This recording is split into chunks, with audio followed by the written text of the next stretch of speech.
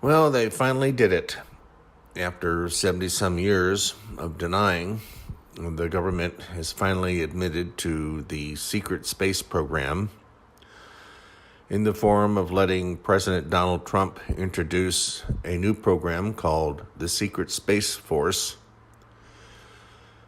which, again, as I've just said, has been operating for at least 70 some years. I would say probably the birth of the atomic age. And they did that because there's just too much evidence out there about it. And it's getting harder and harder for them to conceal. So rather than admit that they've been lying to us for 70 some years, let Trump come out and say, I'm going to establish a secret space force. Then when somebody sees something or there's evidence to whatever is occurring, falls into that category. Oh, that must be the new Space Force. That must be something that's part of it.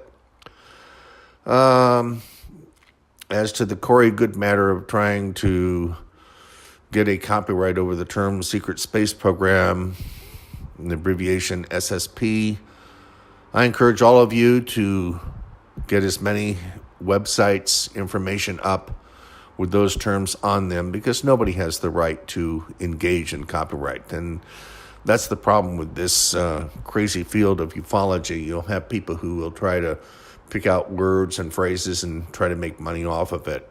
Don't press the donate button, please. Don't do that.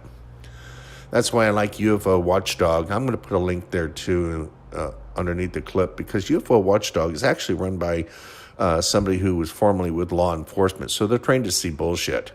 And they call it out, and they call the individuals out. They also show all of the very honest and reputable people there are. I'll put a link to that as well. And so anyway, those are just some brief thoughts that I had regarding this secret space program, also known as the Trump Space Force. Okay, we'll see you in another essay.